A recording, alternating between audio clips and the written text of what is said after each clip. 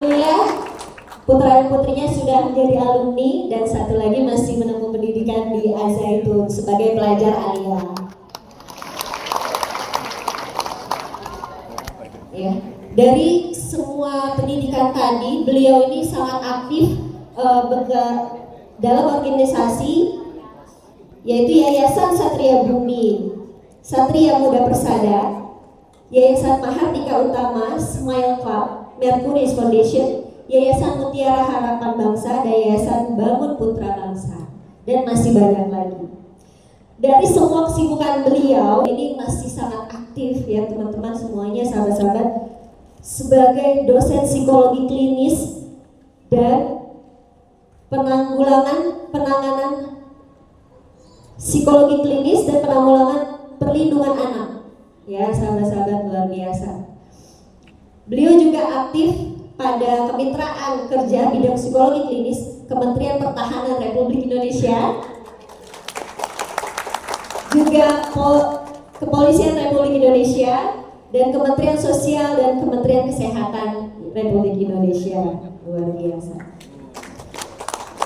Saat ini beliau pun masih aktif menjadi tenaga ahli psikologi perlindungan anak di daerah Sukabumi, kemudian menjadi pimpinan program penanggulangan dan penanganan HIV dan AIDS Jawa Barat Global Fund, kemudian juga menjadi pimpinan program WPF Rutger Gender and Seksualitas, mitra kerja Puska Gender UI Pelindungan Anak Perempuan Gender Seksualitas, mitra kerja Puska Gender UI Perlindungan Anak Perempuan Gender dan Seksualitas.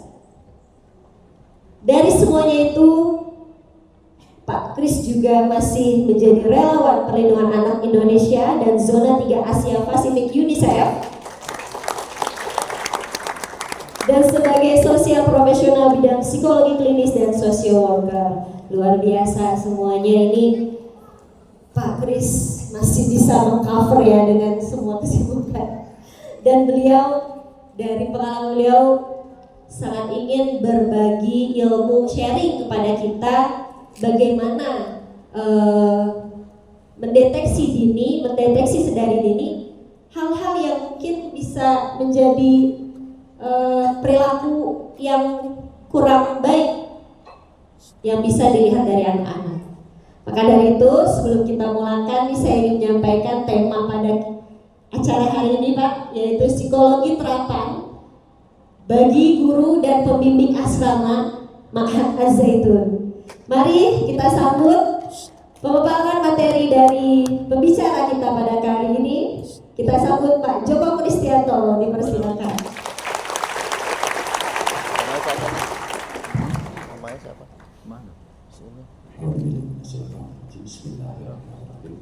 Assalamualaikum warahmatullahi wabarakatuh. Merdeka. Merdeka.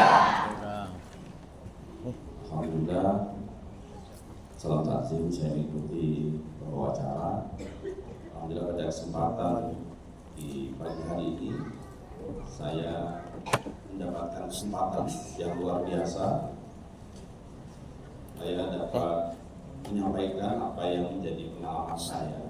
Kalau dari sisi keilmuan, ustadz-ustadz yang ada di sini, saya rasa tentang psikologi pasti sudah mengetahui. Ya, saya lebih banyak ingin menyampaikan sharing dengan pengalaman dan banyaknya permasalahan yang ada muncul di usia-usia anak sampai dengan usia dewasa, dan yang paling membuat saya tergelitik untuk mengajukan, karena program workshop ini saya sampaikan, saya memberanikan diri untuk hadir di tempat ini kurang lebih 4 tahun saya melakukan observasi. Jadi dan harapan ini bisa gayung bersambut. Terima kasih atas yang tadi disampaikan oleh Ustadzah Wina ya. Jadi memang kita berawal dari ada satu permasalahan yang saya tangani, ada yang dirujuk dari pihak kampus Al-Zaitun, tentang satu permasalahan tentang pikiran yang seharusnya imaginary dan itu dilakukan secara kontinu. Yang sebelumnya saya juga menangani 18 alumni dari Mahat Al-Zaitun yang berperilaku disorientasi seksual. Sampai ada satu santri mantan atau alumni itu sampai hari ini terkena HIV, kena HIV. Maka alumni ini hari ini sedang berada di London dan Birmingham, dan santri ini secara rutin saya dampingi. Dan alumni ini saya dampingi menjadi pilot project saya bagaimana menangani HIV yang dialami oleh dirinya atau HIV/AIDS positif. Itu alumni ini tidak pernah terpapar. Alumni ini tidak pernah terpapar dari penyakit HIV. Jadi tidak pernah terpapar dulunya, misalkan dia beraktivitas beresiko, melakukan aktivitas yang sangat beresiko. Tapi alumni ini mengalami satu tindakan yang berulang, yang ulangannya itu sendiri dilakukan secara intens, kemudian imajinasinya liar kemana-mana sehingga muncullah HIV/AIDS di dalam diri. HIV itu bisa muncul tanpa harus terpapar. Jadi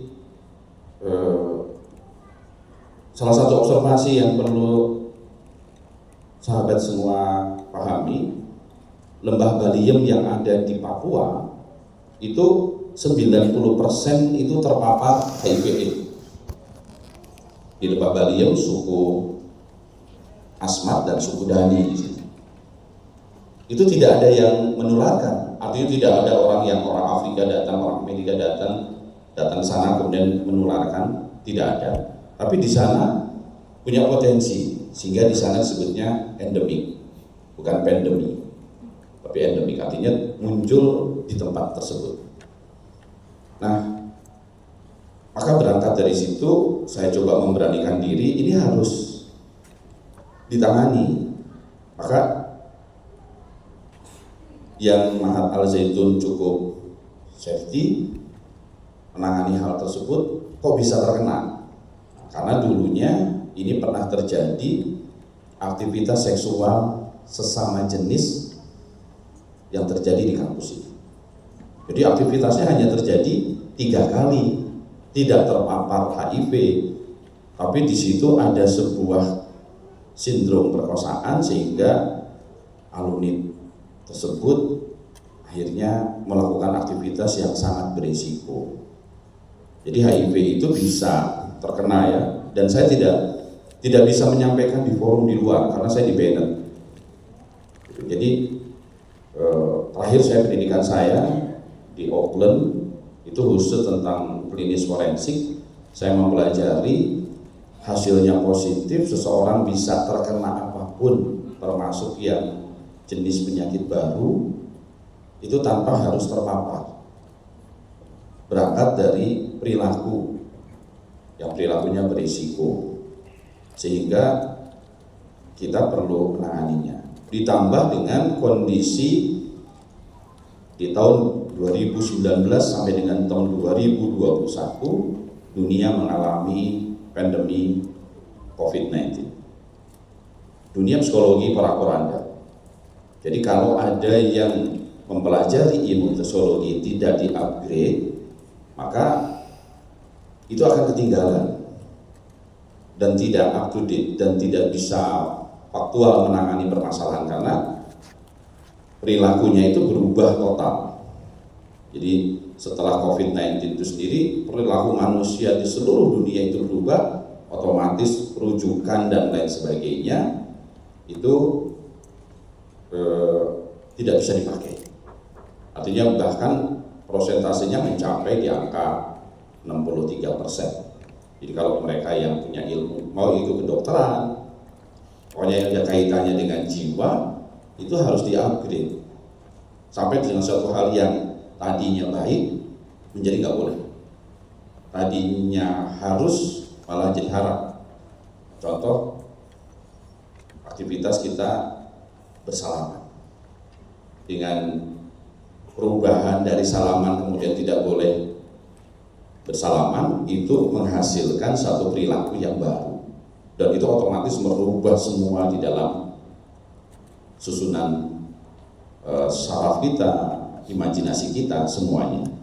Jadi itulah kenapa saya harus menyampaikan di sini, karena kampus Mahat Al-Zaitun, sepengetahuan saya dan sepengalaman saya, tidak ada lembaga di internasional yang melakukan sekomprehensif dan seholistik Al-Zaitun. Tidak ada. Jadi kalau ada orang yang mengatakan ada yang lebih baik daripada Mahat Al-Zaitun, boleh ngadu debat dengan saya. Ini bukan karena berdasarkan keyakinan saya, bukan berdasarkan karena saya bangga dengan wali santrinya, tapi memang buktinya ada. Dan di forum ini saya mohon doa dan mohon informasinya. Saya hari ini sedang mengumpulkan data lulusan Mahat Al-Zaitun sejak dari angkatan 1 sampai dengan angkatan terakhir. Saya sedang melakukan pendataan dan melakukan observasi total, apakah lulusan Mahat Al-Zaitun itu melakukan tindakan kriminal atau tidak. Berapa prosentase hasil dari pendidikan ini bisa menghasilkan generasi yang unggul. Sampai dengan hari ini saya baru menghasilkan data otentik, akurat, up to date, itu di angka 8.000 lebih. Dari 8.000 yang melakukan tindakan kriminal itu ada di angka 1,6%. Artinya tidak ada lembaga di dunia yang bisa menghasilkan lulusan itu yang margin of error-nya atau pelanggaran keilmuannya, akademisinya itu sehebat Al-Zaitun. Di Indonesia sebelum ada Al-Zaitun, untuk tingkat nasionalisme itu dipegang oleh akademi militer untuk nasionalismenya. Namun margin of error-nya 21,4%. Artinya Akmil gagal. Akmil itu gagal menciptakan lulusannya yang sangat nasionalis. Al-Zaitun 1,6. Meskipun itu versi saya tidak bisa mengklaim karena nggak ada yang mau melakukan observasi ini karena akan menohok terhadap institusi. Sehingga saya banyak melakukan debate, sehingga saya harus berlindung tidak di Indonesia, saya berlindung kepada lembaga internasional. Maka saya hadir di sini pun saya di backup oleh UNICEF, saya di backup oleh Rutger WPF dari Belanda, oleh PLAN dari USA tentang bagaimana penanggulangan perilaku anak-anak yang posisinya saya akan berbenturan dengan kepentingan yang disebut dengan industrial. Kita akan berhadapan dengan medis industrial, padahal hukum alamnya nggak boleh begitu, kita begini. Nah, saya melakukan penentangan, datanya cukup lengkap, dan itu saya hanya bisa dapatkan dari aktivis internasional. Kalau aktivis Indonesia, saya belum dapat. Oleh sebab itu saya memberanikan diri, dan alhamdulillah 4 tahun saya melakukan observasi khusus terhadap lulusan Mahat Al-Zaitun dan santri Mahat Al-Zaitun, sehingga pada 3 bulan yang lalu saya mengajukan untuk menyampaikan keilmuan ini. Sekali lagi saya terima kasih diberikan kesempatan. Nah, itu asal mula kenapa saya hadir di sini.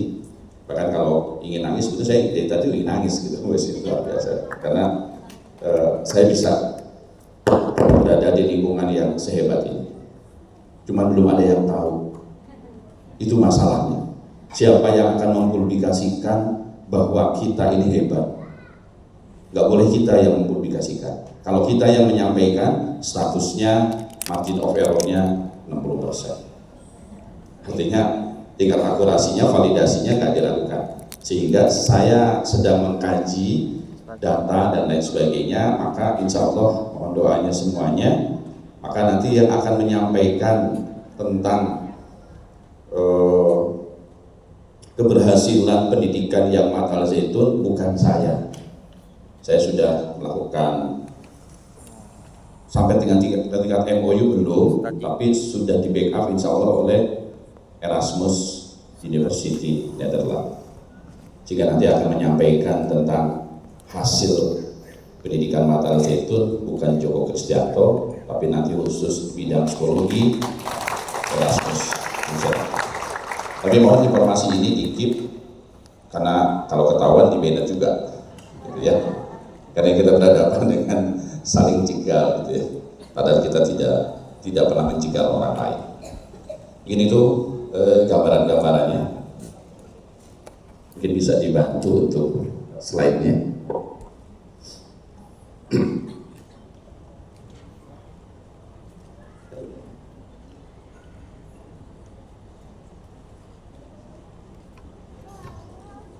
Saya mohon izin untuk berdiri ya, supaya kekakuan dan kegrogian saya nggak terlalu. Saya ingin menyampaikan materi ini saya kemas dalam 4 materi, mudah-mudahan cukup. Kalaupun nanti waktunya tidak cukup, minimal saya sebut sahabat saja ya, tidak sebut ustadz ustadznya, saya sebut sahabat saja. Bahwa yang ingin saya sampaikan dari awal dulu, dari awal sampai dengan penanganan, sehingga kita bisa memahami secara utuh bagaimana konsep sebuah psikologi klinis yang saya sering tangani. Dan ini tidak murni psikologi klinis, saya juga mengkolaborasikan dengan ilmu yang saya tekuni, yang saya pahami, yaitu sosiologi. Kemudian saya juga pernah belajar di antropologi, saya masukkan juga, dan saya juga punya tim saya dari kedokteran UGM, itu saya dibantu oleh Mas Gambit, sehingga ini komprehensif datanya, akurasinya dari medis, psikologi, sosiologi, dan antropologi.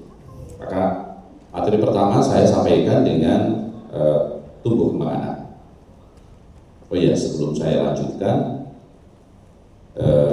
alokasi waktu yang saya dapatkan yang bisa saya pergunakan dari awal sampai dengan akhir berapa lama? Baik, untuk alokasi waktu Bapak kita ada 1 jam.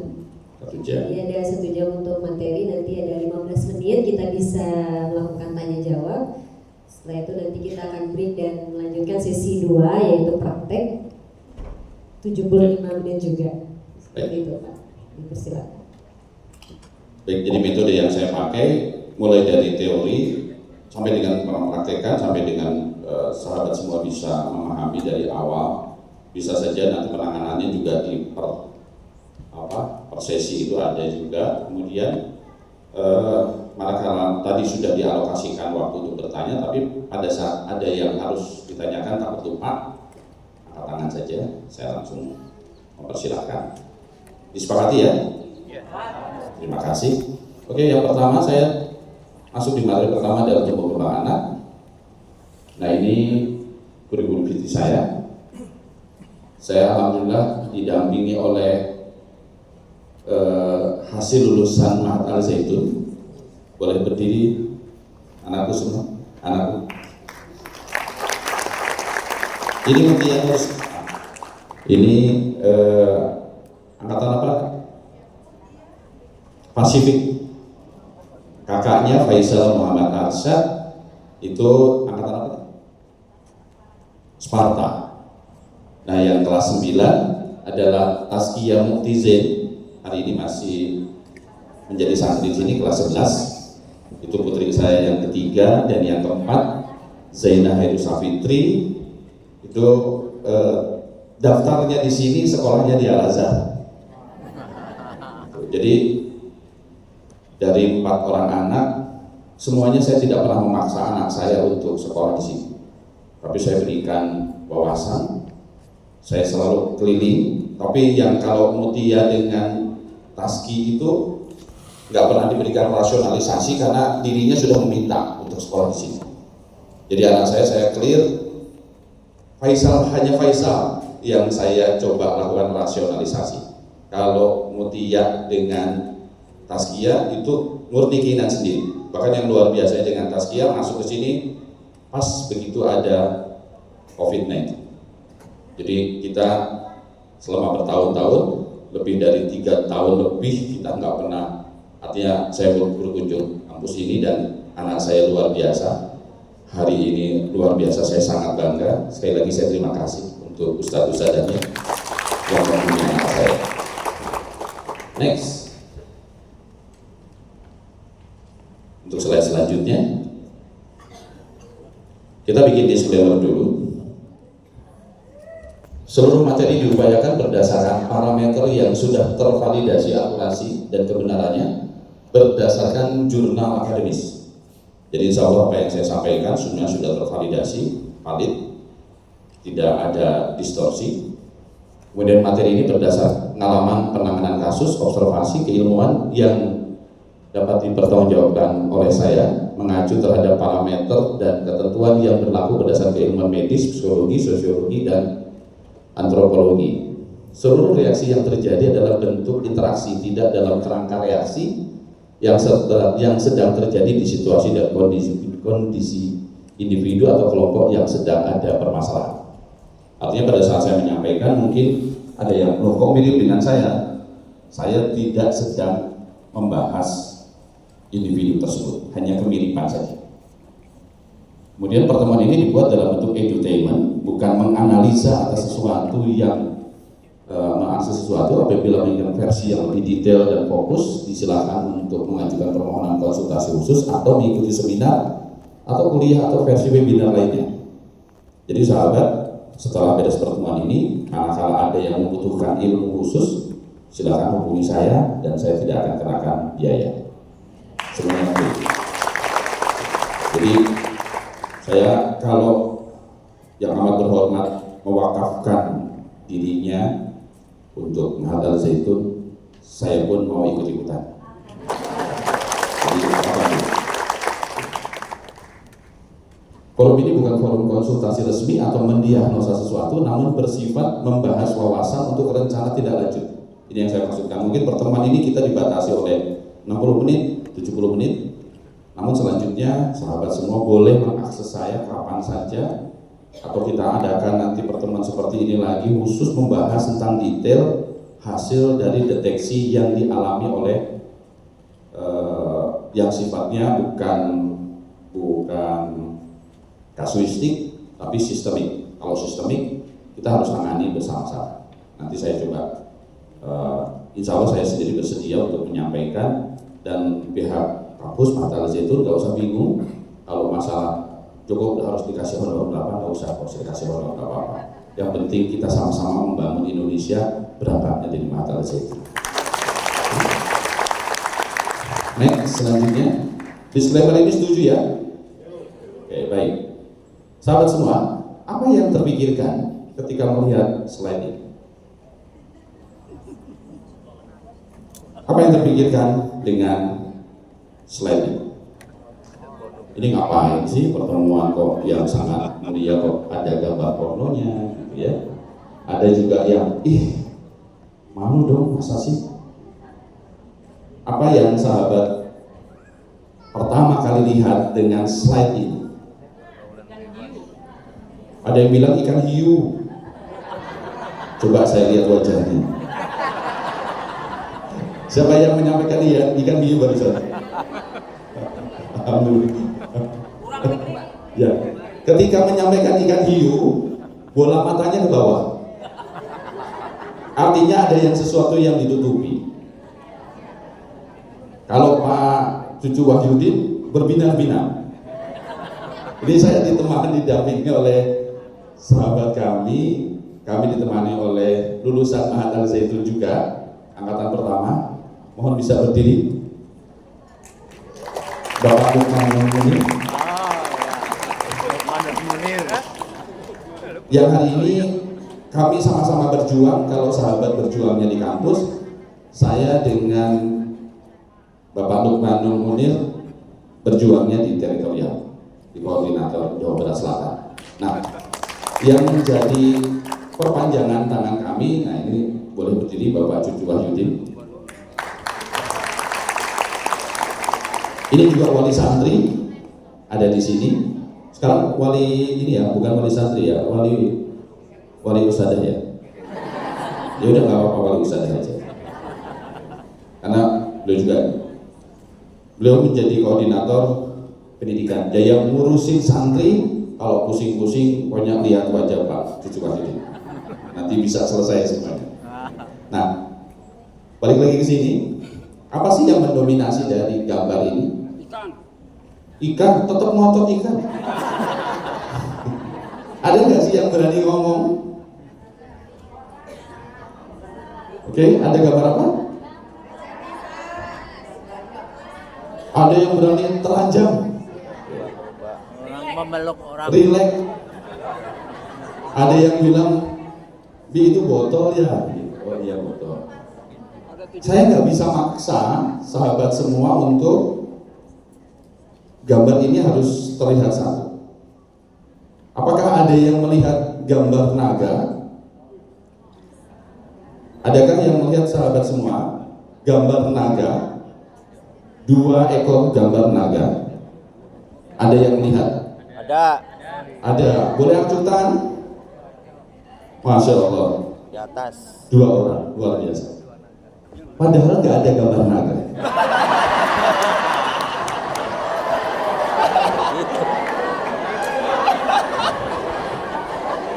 Kenapa 2 orang sahabat itu menyampaikan gambar naga ketika saya menyampaikan ini gambar naga? Berarti saya punya otoritas. Dengan sekian banyak tadi gelar saya, pengalaman saya, sehingga bisa jadi seseorang terkontaminasi tidak murni, nggak ada jadi ada. Itu bahayanya orang cerdas bisa bodohin orang. Ini bahayanya. Karena saya bergelar PhD, bahkan PhD yang tadi sampaikan baru 2, PhD saya sudah 3. Hari ini saya sedang menempuh pendidikan pasca doktoral. Jadi sahabat, hari ini ada S4, namanya pasca doktoral. Yang bikinnya juga bingung gelarnya apa. Itu baru ada kedokteran dengan psikologi. Saya hari ini sedang menekuni di bidang psikologi. Saya ngambil pasca doktoral. Nanti bentuknya saya juga nggak tahu. Nanti yang menganugerahkan gelar itu adalah bukan kampus, tapi lembaga internasional. Itu kekuatan saya mohon doa sehingga saya nanti bisa ngomongnya di internasional, bukan di Indonesia. Al Zaitun itu seperti apa? Oke, sekarang balik lagi. Gambar ini bagaimana kalau saya tayangkan kepada santri MI? Apa yang akan terjadi santri MI membaca ini?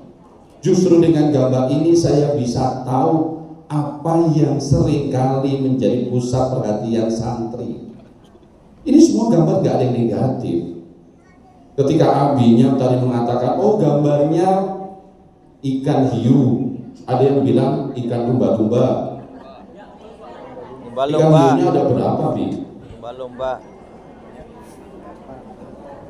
Kan saya sudah tahu kalau dominasinya ikan lumba-lumba atau ikan hiu, berarti jiwa orang tersebut, saya nggak menyebutkan.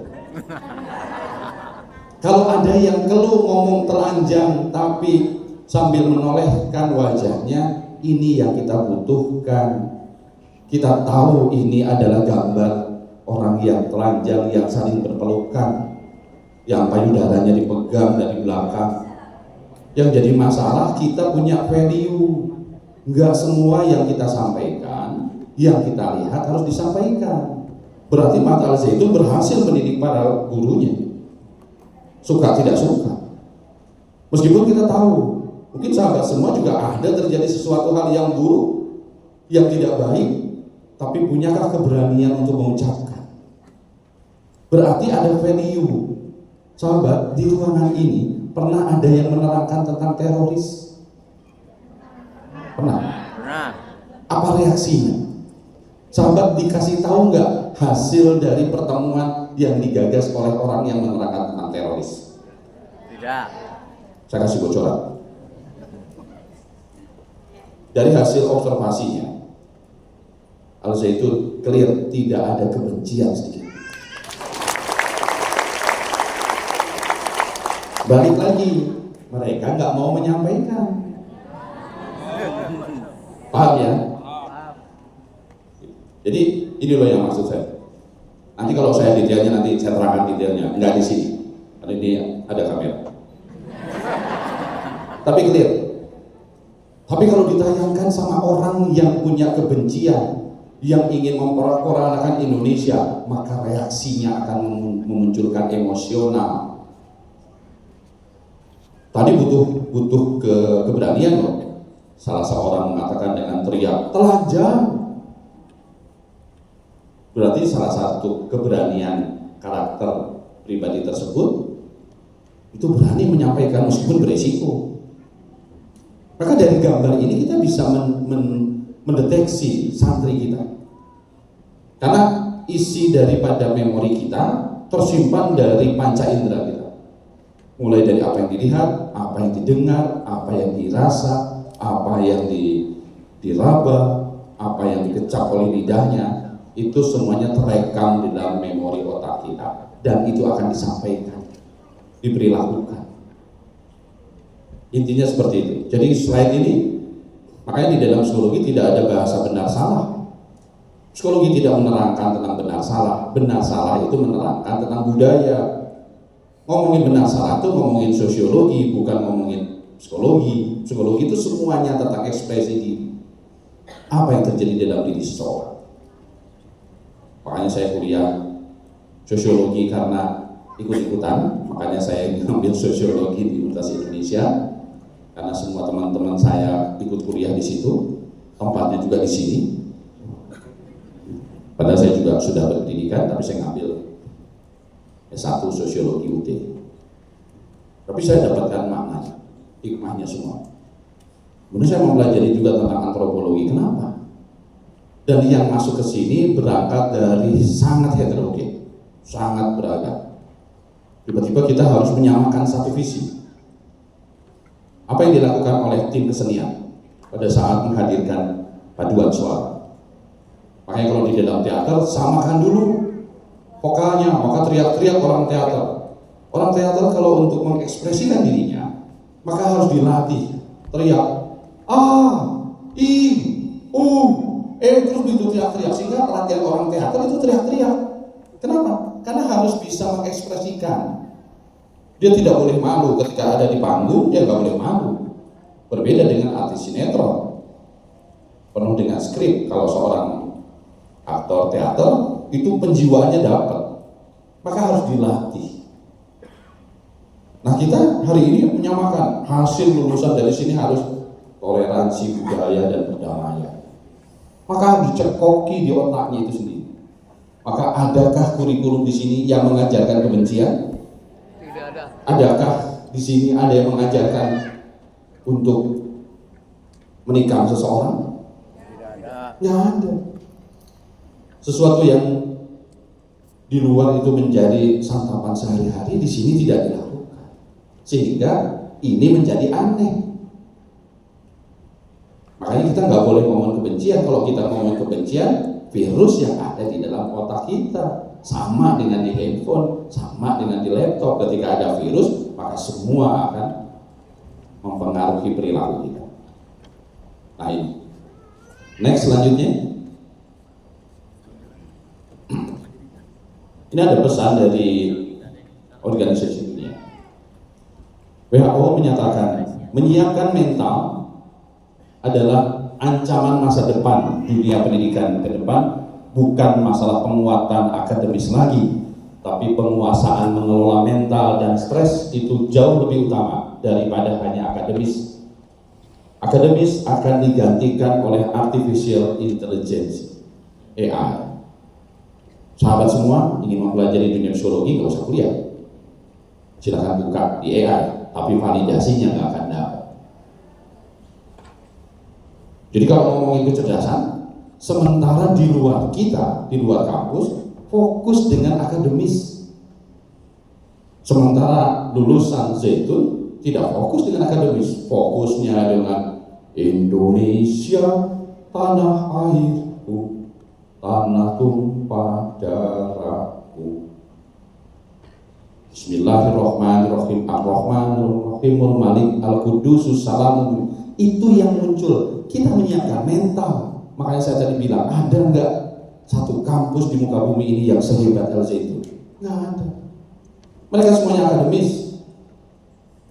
Anak saya tidak pernah bisa dikalahkan oleh teman-temannya di bidang jiwa, tapi di bidang akademis anak saya kalah. Kita akan bangga menjadi orang yang berakhlakul karimah meskipun IQ-nya biasa saja. Sementara di luar bangga dengan prestasi akademis. Kita tidak bisa mengesampingkan, betul kebanggaan akademis itu membahagiakan, tapi jauh lebih bahagia lagi ketika lulusan Al-Zaitun itu menorehkan tinta emas untuk bangsa ini. Maka itu tadi saya bilang, saya sedang mengobservasi, mengumpulkan data lulusan Zaitun berapa orang yang melakukan tindakan pidana. 1,6% tadi yang paling tinggi adalah tipiring, tindak pidana ringan. Kenapa? Ngambil barang di minimarket, menipu, melakukan tindakan mau membunuh, belum sampai membunuh, baru mau. Sehingga 1,6%. Nah, kalau ngambil barang, berarti masalahnya kesejahteraan. Berarti yang harus kita selesaikan kesejahteraannya, orang tuanya. Bagaimana? Sehingga kami di koordinator, di teritorial, di wilayah mengupayakan tentang kesejahteraan. Makanya kita akan betul-betul mengharapkan. Dan kita hari ini yang bermasalah di sini pun bermasalah dengan mental. Maka ketika emosional, kecerdasannya hilang. Berapa orang yang hari ini melakukan tindakan arogan? Kenapa? Kecerdasannya hilang. Joko Kristianto akan hilang PSD-nya ketika saya marah, karena didominasi cara berpikir. Maka pesan WHO ini sudah kita lakukan. Ini baru dimunculkan 2022. Tapi itu sudah menyiapkan ke depan. Tetapi nggak populer. Teknologi yang dikembangkan pun bukan teknologi hebat, teknologi yang tidak populer. Teknologi pangan, teknologi maritim. Orang boleh pintar, tapi begitu nggak punya makanan, balik lagi. Nah ini, jadi saya berdasarkan parameter ya. Saya bukan karena kebanggaan, tambah dengan kebanggaan makin. Next. Syarat aktif generasi unggul. Nah, kita bermasalah di sini. Yang memasukkan santrinya ke sini, apakah orang tuanya menikahnya di usia 23 sampai dengan 33? Karena bagi seorang perempuan, ketika menikahnya di bawah usia 23 tahun atau di bawah usia 20 tahun, maka secara fisik belum siap, organ tubuhnya itu masih dalam proses pertumbuhan dan perkembangan. Makanya di luar ada program Yes I Do. Yes I Do itu program dari Rutger WPF. Saya mempopulerkan program itu. Apa itu programnya? Program antisipasi hindari pernikahan dini. Kenapa? Usia belasan tahun dan nikah. Siapa yang menentang program WPF? Ormas agama. Oh ini supaya nggak zina. Iya, saya setuju. Tapi betulkah dianya sudah matang? Usia belasan tahun masih suka jajan, masih suka main, tiba-tiba punya anak. Mentalnya aja, mentalnya nggak siap. Fisiknya juga belum sempurna. Laki-laki juga belum sempurna. Nah sehingga usia ini menentukan. Sehingga untuk memunculkan generasi yang unggul itu, maka kita harus menyiapkan. Kita bermasalah di sini. Kita bermasalah di bibitnya. Kalau kita ingin Mata Zaitun bikin perikanan, ada bioflok, ada segala macam, kan diambil bibit unggulnya. Bibit unggulnya usianya sekian. Jadi laki-laki manusia itu sampai seumur hidup bisa membuahi. Tapi catatan, laki-laki semakin tua, kualitas spermanya rendah. Maka apabila kualitas spermanya rendah, potensinya anaknya autis, anaknya Down syndrome, anaknya, apalagi laki-lakinya tua, perempuannya muda, jomplang. Perempuannya belum siap secara fisiknya, rahimnya belum siap, mentalnya belum siap, tambah spermanya tidak kualitas bagus. Maka kalau ada di sini santri yang orang tuanya, maka dilihat nanti pas begitu penerimaan santri, mohon ditambahkan usia orang tua nikahnya usia berapa tahun. Terus nikahnya sama ini kan istrinya berapa tahun usianya waktu pas nikah. Lihat dari mana usia orang tua dengan usia anak lahir. Orang tuanya usianya 50 tahun, anaknya masuk MI, berarti si anak ini didapatkan spermanya dari ayah yang usianya 42 tahun. Ya kan? Kalau 42 tahun nggak masuk di unggul. Ada nggak anak yang autis? Ada nggak anak yang cerebral palsy? Ada nggak anak yang? Kalau tidak, maka harus ada intervensi kerjasama. Akhirnya kami menyiapkan pabriknya, Zaitun yang memprosesnya. Apa pabriknya? Ya suami istri. Kemudian jarak kehamilan, maka yang paling bagus 4 tahun. Anak satu sama anak kedua. Faisal Muhammad Arsad dengan Mutia Nur Syifa bedanya 2 tahun, 2 bulan 2 hari. Pas 2 tahun 2 bulan 2 hari. Faisal sama Mutia dikalahkan, saling mengalahkan. Maka dia ketika sekolah di Al Zaitun, Faisal selalu ngebully adiknya. Nah ini, maka dia kalau ketemu kakaknya, tapi pas begitu kakaknya lulus, maka dia meluk adiknya. Makasih dia mau, kamu udah baik banget. Kenapa? Seumur hidup dia tinggal di Zaitun, maka orang yang pertama dianiaya adiknya. Usianya terpaut tinggal 4 tahun, ada pengaruhnya. Kemudian status gizinya seimbang. Ini ngomongin strata sosial. Bagaimana penghasilan orang tua? Iya di sini sehat, tapi masuknya. Iya di sini sehat, tapi rasionalisasinya nggak dapat. Makanya harus dapat rasionalisasi. Saya suka ngomong begini sama orang tua santri. Makanan di Zaitun itu sehat loh, sehat banget. Dengan keyakinannya dengan akidahnya. Makan gandum sehat. Saya bilang, Fred, sehat dari mana? Makanannya sehat, tapi nggak ada choice. Kan orang tuanya nyebut sehat, dianya nggak makan gandum kok. Maksudnya jiwa itu mempengaruhi. Betul makanannya sehat, tapi dipaksa oleh orang tuanya. Sekolahnya maksa, ustadznya maksa. Ini loh nak, makan nak. Maka ketika makan bermasalah santri kita, nggak mau makan, jumlah sisanya banyak. Sementara orang tua yang bilang sehat nak, kata anaknya, Fred sehat dari Hongkong. Pas begitu makan, alhamdulillah ya Allah, rasa sahabat sauda. Saya sama Pak Cucu bahagia karena beres makan ini saya ada sirup. Saya ada kopi susu, santri nggak ada. Ketika saya bosan ada kupat sayur, ada kupat tahu, nasi uduk, bubur ayam, banyak.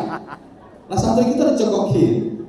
Nah kita sehingga kalau mau menciptakan generasi unggul untuk kepada kita lakukan rasionalisasi. Gimana caranya? Saya terangkan nanti selanjutnya.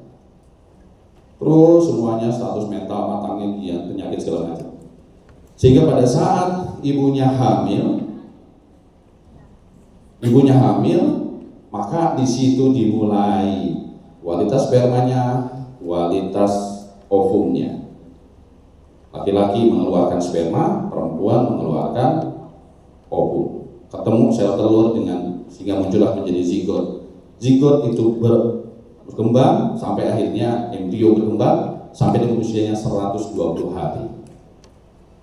Kalau sudah 120 hari, di situ dimulai dengan karakter si anak.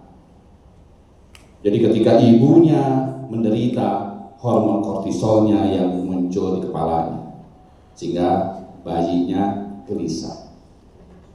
Gelisah, hormon kortisol ditangkap, perut ibunya mual terus, segala macam, maka yang muncul ditangkaplah oleh asam lambung. Ketika ditangkap oleh asam lambung, yang menderita si bayi. Makanya kalau ibunya pada saat hamil di usia 4 bulan menderita, maka dia seumur hidup enggak bisa dirubah sama sekali menjadi dewa sedih.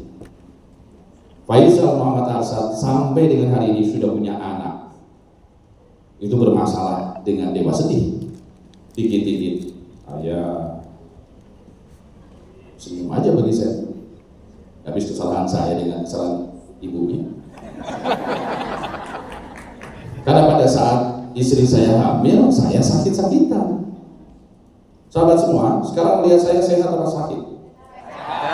Terima kasih doanya. Ada yang di ruangan ini yang sudah ganti onderdil? Sudah belum ganti spare part tubuh? Saya sudah ganti spare part tubuh, sudah 6 spare part tubuh saya diganti. 2 otak saya, 4 ginjal saya. Dan saya hari ini dalam posisi stadium 2. Tapi sahabat bisa lihat, saya bisa berdiri di sini. Saya nyetir dari Sukabumi sampai sini, saya segar, bahagia, senang banget. Karena apa? Karena saya bahagia. Pikiran saya bahagia, saya senang. Tadi malam itu saya tuh kayak anak kecil, seolah-olah besok itu mau fantasi, mau rekreasi. Yes, gua mau ngomong besok di Zaitun, di Mini Zaitun, bahagia. Makanya nggak nervous. Tapi kalau saya nggak bahagia, aduh, sorotan matanya ke saya, para ahli semua, ahli pendidikan semua, down saya.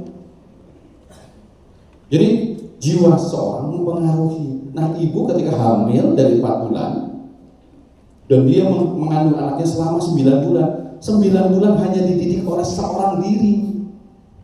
Jadi kalau ibunya bahagia, maka akan menghasilkan. Makanya kami di luar Zaitun, di luar kita di teritorial, kami menggembar-gemborkan Baiti Jannati. Karena kalau apabila orang tuanya bahagia, maka akan menghasilkan generasi yang bahagia. Nggak akan muncul. Maka kita harus kerjasama. Maka sahabat semua tidak perlu berkecil hati. Kita hanya dapat dari wali santri asal koordinator. Kita belum bisa dapat dari masyarakat umum. Masalahnya kita udah siap belum menghadapi masyarakat umum yang sangat heterogen. Yang kita yang homogen saja masalahnya banyak banget. Nanti kita siapkan. Nah, saya siapkan, sahabat semua siapkan, mentalnya semua siapkan, jadi guru, jadi ustadz isadahnya, siapin semuanya. Sehingga bisa jadi Allah belum ngasih santri yang banyak karena kita belum siap. Tapi kalau kita udah siap, insyaallah kita akan menghasilkan persis seperti anak yang dilahirkan. Sehingga apa yang dilakukan oleh si ibu itu mempengaruhi perilaku anak seumur hidup. Kemudian kuncinya ketika lahir brojol. Nah, brojolnya itu sendiri lewat melalui jalan Allah atau bukan? Melalui jalannya hukum alam atau bukan? Sesar atau normal? Kalau sesar, wassalam. Kenapa wassalam? Passwordnya nggak kebuka, sahabatku. Hukum alam mengatakan kalau kita punya berangkas, kuncinya dimasukkan, diputar ke kiri berapa, ke kanan berapa. Maka proses bayi melahirkan, ke kirinya berapa kali, ke kanannya berapa kali, mulesnya sekian, kontraksi, pembukaan 1 sampai pembukaan 10. Bayinya berputar kiri kanan, masuk ke dinding vagina. Pas begitu keluar, mata kunci ketemu dengan kuncinya. Passwordnya ada di ubun-ubun otak. Kecerdasannya mulai di situ. Maka sahabatku semua, pada saat penerimaan santri, didata santrinya lahirnya normal apa sesar. Jadi kalau kita akan menghasilkan narasumber, ini saya hanya menyampaikan di sini. Karena saya menyampaikan di luar, saya diserang oleh ID. Joko, lu macam-macam ngomong. Gua kagak laku rumah sakit. Iya. Karena passwordnya kebuka. Sementara dunia industri, medis, itu kan kalau lahirnya normal sama bidan, dokternya nggak dapat duit. Maka sahabatku semua, lah bagaimana dengan yang melahirkannya tidak normal, apalagi di vakum? Di vakum itu besi loh, bukan karet. Kepalanya itu masih lunak. Maka pas begitu lahir, bayinya nangis apa enggak? Kan menentukan. Kecerdasan itu dimulai dari nangis dulu. Jadi passwordnya harus dibuka dulu nih, passwordnya dibuka.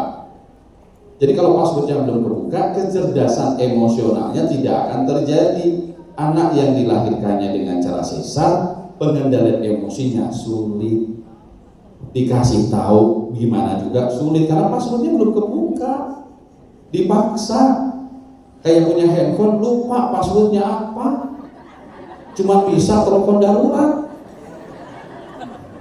Alih-alih kitanya otak-atik, keriset semuanya. Sama dengan otak kita. Dan orang hamil itu hanya aneh di Indonesia. Kenapa? Indonesia ada yang namanya ngidam. Di luar negeri gak ada ngidam. Kenapa? Budaya patriarki yang ada. Laki-laki lebih unggul dibandingkan dengan perempuan. Makanya perempuan sebenarnya tiap wingking, kata orang Jawa. Kata orang Melayu, wanita. Kata orang Jawa, wanita itu waniti toto. Yang harus ditata. Maka disampaikan lagi sama ahli agama, tokoh agama. Perempuan dilahirkan dari tulang rusuk, dikerasin dikit, patah, dibiarin, bengkok. Diyakini masuk ke dalam otaknya, belum. Akhirnya perempuan merasa dirinya berharga ketika dia mendapatkan perlakuan kalau hamil. Sehingga hamil itu menjadi cara buat dirinya untuk disayangi. Ini budaya patriarki. Nah ketika budaya patriarki, sehingga pas begitu lahir, pas begitu hamil, perempuan itu disayangi. Yang ambilin mangga. Ini mah lagi musim manggis, gak ada mangga. Bajimu loh, kamu loh yang bikin ini. Sehingga ibunya, suami bilang, ya saya cari. Pas begitu dapat, udah susah payah, harganya mahal, istrinya sudah tidur ngorok. Ya, ini loh mangganya. Ngantuk. Emosi suaminya. Bertengkar padu, embrionya bermasalah lagi. Budaya patriarki. Jadi hanya ada di Indonesia. Saya punya teman kuliah waktu itu sampai dengan 9 bulan mau melahirkan, barengan kuliah dengan saya. Saya bilang nggak apa-apa, it's okay. Sampai dia melahirkan pada saat kita lagi kuliah. Dia bilang aku mau melahirkan, kok gitu ya? Saya bilang. Di Indonesia ada bahasa dari pemerintah suami siaga. Di sana dia bilang, ngapain suami siaga? Rumah sakit telepon aja sih, cepet lah. Jadi melahirkan ada sesuatu yang normal. Kuatkan lagi oleh budayanya. Melahirkan adalah perjuangan hidup mati antara ibu dengan nyawa. Wah, dramatis banget. Dan itu tertanam di otak kan? Ketika tertanam di otak, diyakini, maka akhirnya menjadi manja. Maka jangan salahkan punya anaknya manja. Jangan salahkan juga punya anaknya kekeh. Nggak bisa dirubah perilaku orang tuanya, lahirnya nggak normal, disesar, wassalam. Kecerdasan kedua, dengan cara disusui, passwordnya ada di mulut anak. Ini ada fase. Next, selanjutnya. Next selanjutnya, oke, kita lanjutkan aja. Nah, ini ada fase oral. Fase oral itu 0 sampai dengan 1 tahun. Jadi mendidik anak supaya sejahtera, supaya hebat, supaya tangguh, segala macam optimis, lakukan dari mulai hamil sampai dengan kelahiran. Lahir, passwordnya dibuka, kemudian kecerdasan verbalnya, ngeyelnya, optimisnya, segala macam dilatih, passwordnya dibuka. Maka passwordnya dengan cara saraf yang ada di dalam mulut harus ketemu dengan kuncinya. Apa kuncinya? Puting ibu. Maka ketika, bukan kalau kata medis namanya igastrum yang keluar, tapi menurut dunia psikologi klinis, jiwa ketemu dengan jiwa. Maka optimisme itu akan muncul, anak yang dilahirkannya normal dan disusui oleh ibunya 2 tahun. Maka fase oral akan terjadi. Apabila fase oralnya nggak didapat, nggak disusui, diganti dengan formula, lahirnya tidak dalam bentuk leka normal, maka wassalam, kecerdasan emosionalnya dan kecerdasan verbalnya nggak akan didapat. Maka cek deh sekarang santri, berapa orang tuh tanyain sama orang tuanya yang melahirkannya di sesar dan melahirkannya di pakai susu formula. Maka kemarin saya pertarungan dengan yang namanya Faisal Muhammad Asad ketika istrinya akan melahirkan. Tiba-tiba Faisal Asad, ya ini sebenarnya mau melahirin harus di sesar. Enggak sesar. Hasil USG terakhir kemarin normal. Kata dokternya ya terlilit usus. Enggak mungkin terlilit usus dalam hitungan jam. Ayahmu itu klinis forensik. Bagaimana saya mendeteksi tahu? Tapi karena diyakini otoritasnya saya nggak dapat, otoritasnya dokter, kata anak saya ya, ini dokter terbaik di Jawa Barat ya. Saya bilang, kapan ada lombanya? Nah ini di masyarakat itu sering kali muncul. Ini dokter terbaik, kapan ada lombanya? Yang ada lulusan terbaik, bukan dokter terbaik. Maka ada orang mengatakan, kami pribadi yang unggul, ini lulusan dari mana? Maka kita besok lusa bisa nempuk dada. Ishadu biana muslim, saksikanlah aku adalah muslim. Meskipun di belakangnya ada embel-embel. Anak saya sekarang keluh untuk menyatakan saya lulusan Zaitun. Kenapa? Padahal dirinya diakui. Nah ini salah satu. Ini ada di sini. Tapi Joko Kristianto ditayangkan kemarin. Ini loh gembongnya teroris. Wajah saya menjoblok wis. Piye? Deg-degan saya. Kenapa sebut gembongnya teroris? Joko waktu pas ada demo, saya yang paling depan sama Ustadz di Gate Selatan. Ternyata teman saya di mobil Barakuda foto cepret. Ada di Kemenhan. Joko ngapain di sini ya? Saya bilang, saya kan wali santri. Kamu kenapa nyekolahin di sana? Emang ada yang mengatakan nggak boleh sekolah di sana? Nggak ada sih. Oh gitu.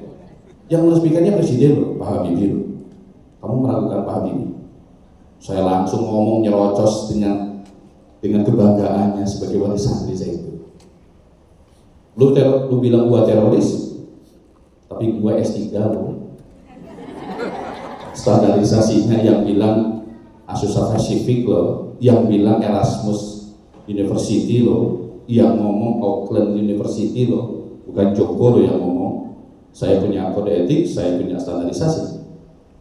Apa yang terjadi? Ya stop. Terus kamu kalau pulang kayak gini kenapa? Oh saya karena dibina oleh yang amat berhormat. Meskipun kami dihina, saya melakukan yang terbaik buat bangsa ini. Hanya mereka nggak bisa ngomong. Makanya kita harus berpendidik. Standarisasinya jelas. Karena di sini kita posisi. Kakak sahabatku jangan berkecil hati. Sahabat berjuang untuk membina putra putri kami. Saya berjuang di luar sama. Jadi kita menimbulkan optimisme di sini, sarafnya di sini. Lalu bagaimana kalau anak yang dilahirkannya dengan sesar? pakai susu formula, bisa kan intervensi? Insya Allah bisa. Sahabat semua mau tahu caranya? Undang saya lagi. Iya. Karena sahabatku semua kan mau bisa punya anak juga, punya anak didik. Kalau semuanya ditangani sama Joko, kepor lah saya. Nanti saya dibantu sama Pak Cucu. Pak Cucu ini kami sebutnya dokter hewan. Beliau nggak pernah kuliah di kedokteran, tapi sebenarnya dokter hewan. Karena standarisasinya melebihi dokter hewan. Yang penting itu jangan ngaku-ngaku, tapi ilmunya nggak kita kuasai. Jadi sahabat semua, ada caranya intervensinya. Salah satu caranya adalah dicek dulu sarafnya jalannya sebelah mana. Maka cara ngeceknya salah satunya kaki kiri dan kaki kanannya dinaikkan, ditarik ke atas. Tapi usianya harus di bawah 5 tahun loh ya. Kalau di atas 5 tahun diangkat kaki kiri kaki kanannya jadi masalah pidana loh. Paham ya? Next. Kemudian fase kedua adalah fase anak. Fase anak ini adalah kepuasan si bayi sampai dengan usia 3 tahun. Fase ini difokuskan pada anus atau dubur, di mana anak memperoleh kesenangan dengan cara mempermainkan atau menahan kotoran. Esensinya apa? Mengajarkan benar dan salah kepada anak itu usia 1 sampai dengan 3 tahun. Harus, caranya gimana? Toilet training. Jadi kalau ada di Mahat Al-Zaitun akan melaksanakan toilet training, usianya 1 sampai 3 tahun enggak? Kalau usianya lebih dari 1 sampai 3 tahun, bukan toilet training namanya. Karena toilet training nggak ada kaitannya dengan mempelajari tentang toilet, tapi toilet training mempelajari tentang benar dan salah. Maka air kencing adalah diibaratkan satu bentuk kesalahan. Feses itu adalah sebuah kejahatan. Maka anak yang bisa mengendalikan emosinya nahan pipis, maka dia bisa mengendalikan emosinya. Maka barang siapa yang pakai pampers, wassalam. Karena anak nggak bisa mengendalikan emosinya. Anak tahu dari mana benar dan salah.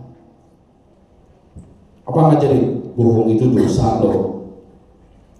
Mutia Lusifa aja seusia sekarang 20 tahun lebih nggak tahu dosa dan benar.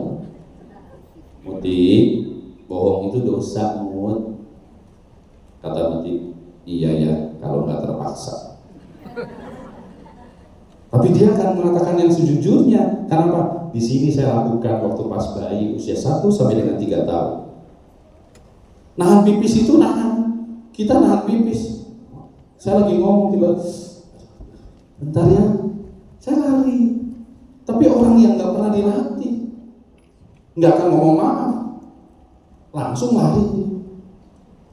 Dia nabrak semuanya. Apalagi ada yang mau pipis, anak kecil mau pipis, anak laki-laki. Mau pipis, sono nak di bawah pohon nak. Itu kalau ngajarin seperti itu sama dengan ngajarkan silahkan nak berbuat yang buruk, tapi nggak boleh ketahuan orang. Coba diingat-ingat kalau ada sahabat yang memiliki anak atau tetangganya punya anak kecil, tiba-tiba pipisnya di bawah pohon. Lihat 10 tahun yang akan datang, anak itu terbiasa dengan perbuatan kotor. Bisa jadi tuh yang melakukan tindakan kekerasan karena pipisnya di mana aja. Ini bukan saya ngomong, hukum alam yang ngomong. Maka mengajarkan toilet training itu di usia 1 sampai dengan 3 tahun. Caranya gimana? Maka caranya harus ada teamwork. Teamworknya siapa? Ayah dan ibunya.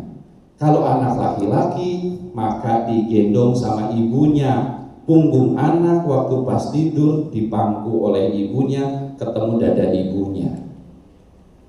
Caranya gimana? Mengetahui mau pipis waktu tidur, dicek dari disusui sampai dengan pipis itu berapa jam, waktunya berapa.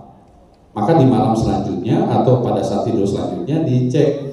Nanti mendekati 15 menit sebelum dia waktunya pipis, segera peluk gendong sama ibu bapaknya. Kalau anak laki-laki gendong sama ayah, sama ibunya, dada ibunya ketemu punggung anaknya. buka celananya, masuk ke kamar mandi, ke toilet, ayahnya rosotin celananya. Ciprat-cipratin tuh pakai air. Cipratin lama tuh 5 menit. Nanti cur pipis.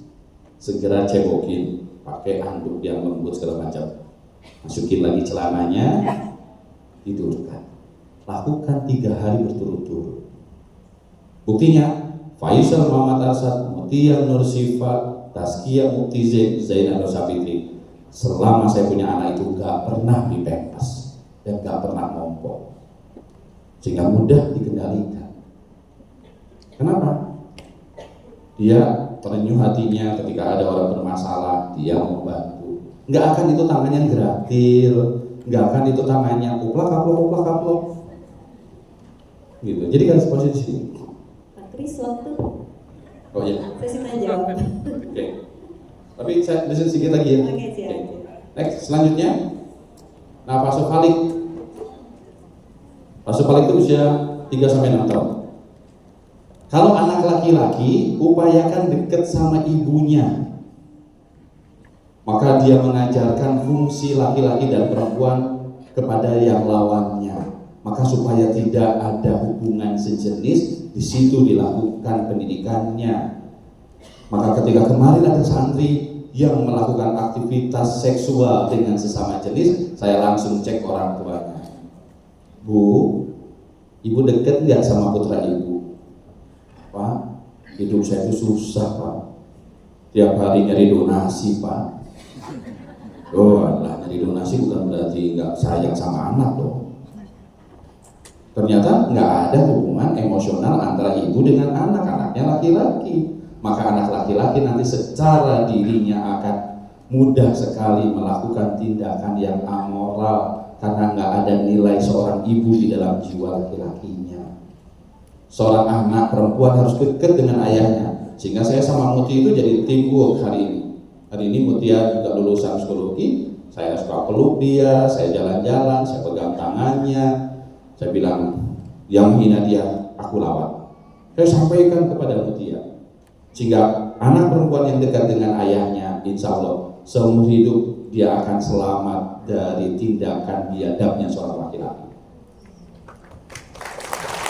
Anak perempuan yang tidak dekat dengan ayahnya berpotensi 1000 kali lipat mudah disetubuhi oleh laki-laki siapa saja.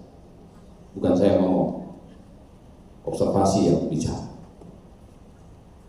Jadi saya ketika menjadi petugas SIV, saya tanya, Mbak, jadi PSK itu kenapa?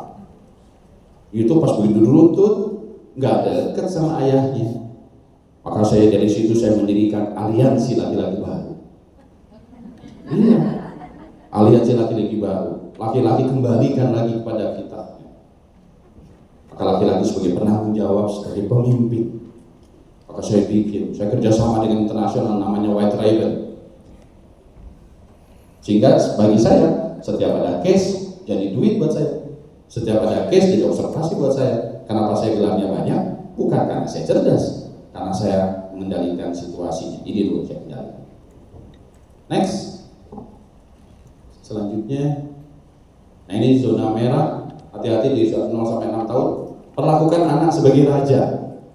Nah ini salah arti, banyak salah arti. Usia 0 sampai dengan 6 tahun, perlakukan anak sebagai raja. Artinya apa? Banyak aturan yang harus dilakukan, bukan diiyakan keinginannya. Raja itu protokoler. Ini salah mengartikan kayak pembeli itu adalah raja. Artinya standarisasi pembelian, standarisasi konsumerismenya yang disampaikan, bukan masalah perlakuan dia, oh diiyakan, di segala macam, bukan. Anak sebagai raja itu artinya anak penuh dengan aturan main. Raja itu protokoler. Saya datang ke sini juga, hari ini saya jadi raja, makanya di depan. Kan nggak boleh saya duduk di atas, meskipun tadi saya salaman sama Ustadz.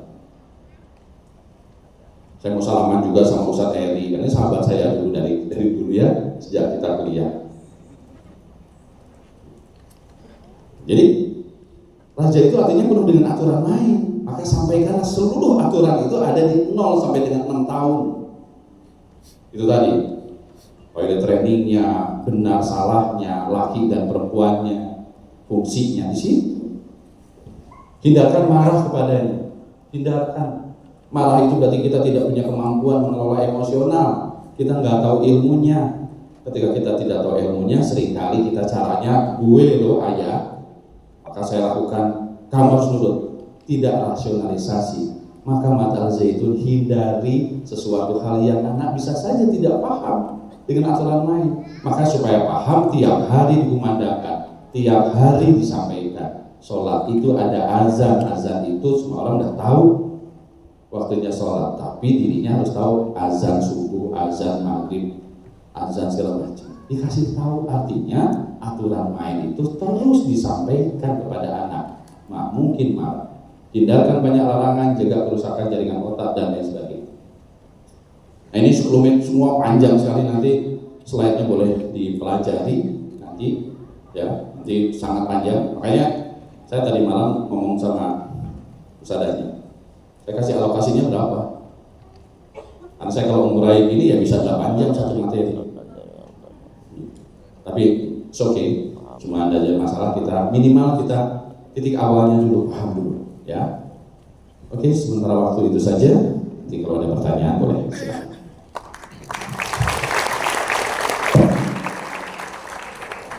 Merdeka.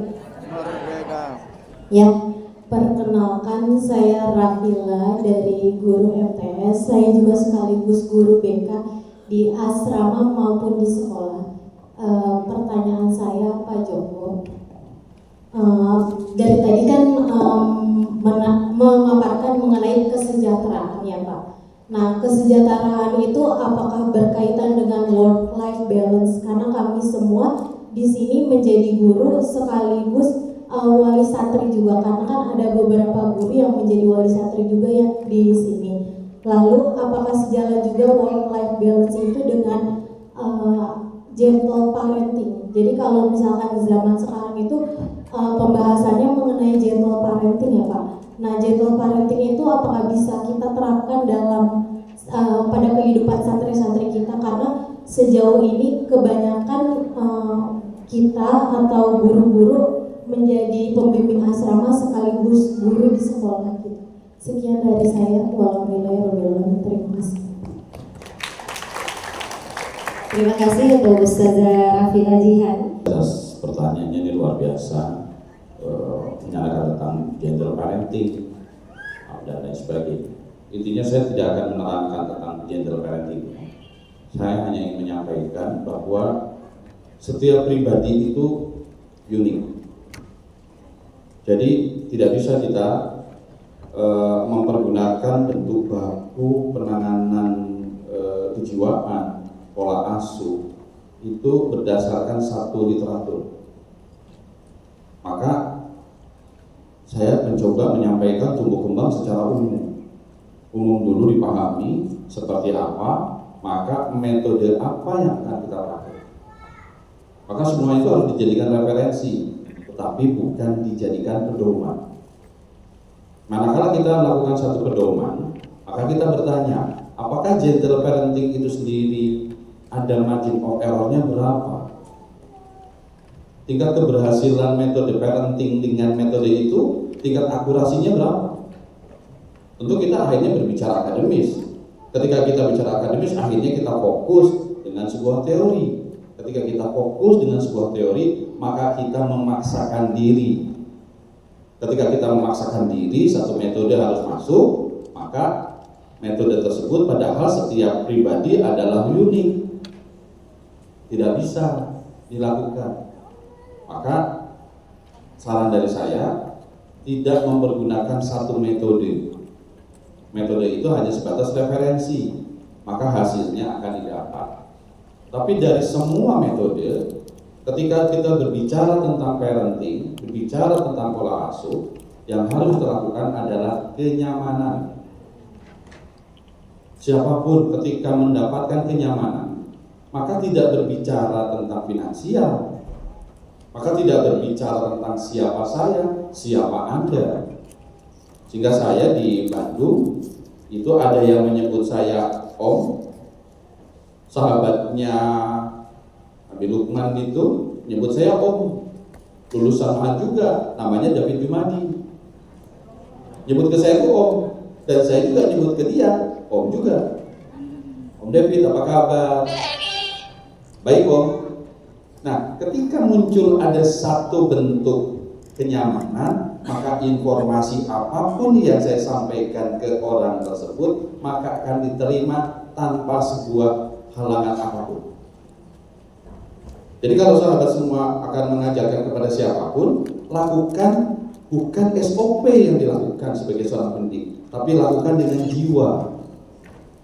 Dengan jiwa. Kalau kita nyaman, maka santri pun akan nyaman. Kalau kita nggak nyaman, maka akan jadi beban. Maka kita akan menjadi seorang guru yang statusnya operator, bukan seorang educator, tapi seorang. Jadi menjadi teacher itu mudah, yang sulit itu menjadi educator. Karena ketika kita mengedukasi, diri kita larut di dalam suasana tersebut. Tapi ketika menjadi teacher, berbeda, sudah ada disparitas, sudah ada jeda di sini. Jadi cara menanganinya, baik itu di asrama ataupun di kelas, maka kenyamanan, maka berikan kasih sayang, maka kita bisa awali dengan bahasa. Anak-anakku yang aku sayangi, pakai rasa. Berbeda ketika kita nggak pakai rasa. Contohnya begini. Apa kabar anak-anak? Sehat? Saya belum melihat. Nggak ada rasa. Anak-anakku, apa kabar? Sehat ya? Ustaz juga sehat nih. Seger, tadi pagi udah jalan kaki, udah oke. Enak banget. Ngelihat alamnya sangat indah, sehingga tidak jadi beban OKK-nya karena ditambahkan dengan suasana.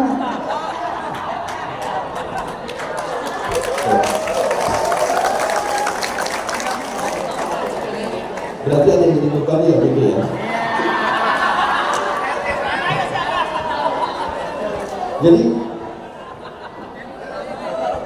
Jadi beban ya.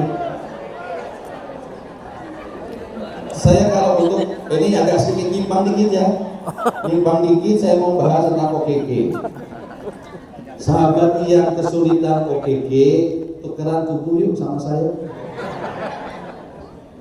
Saya hari ini untuk sehat itu mahal. Hari ini saya untuk sehat butuh dana untuk cek tiap bulan. Kesehatan saya 30 juta kalau di Bandung di Bormios, kalau di Jakarta saya di St. Angel dengan atau di Medistra atau di St. Carolus, kalau di Jogja saya di rumah sakit Pantirapi, kalau di Surabaya saya pakai rumah sakit internasional, data saya ada. Kalau di Singapura saya pakai Mount Elizabeth, kalau saya di Frankfurt saya pakai Siloam Slovi, saya pakai di sana. Saya tiap bulan harus cek kesehatan. Dan dokter itu cuma ngomong sekian panjang biaya yang saya keluarkan. Dokter cuma ngomong, Joko, jalan kaki tiap hari ya. Ya Allah, 30 juta, sarannya gitu doang. Mahal ya sahabat. Jadi mungkin ada yang ngomong dokternya, sahabat, jalan kaki ya. Makanya saya bilang bagi mereka yang malas, yuk tukeran tubuh yuk sama saya.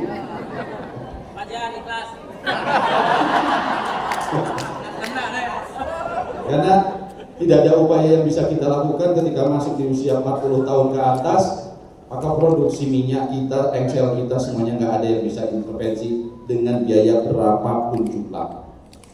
Nggak bisa. Yang bisa kita lakukan adalah kelenturannya, selnya semuanya dilenturkan. Terus kalau mau sehat 3 bulan sekali donor darah. Saya Joko Krisyanto donor darah. Maka saya bikin lembaganya Perhimpunan Donor Darah Indonesia. Maka saya kemana-mana, ayo donor darah.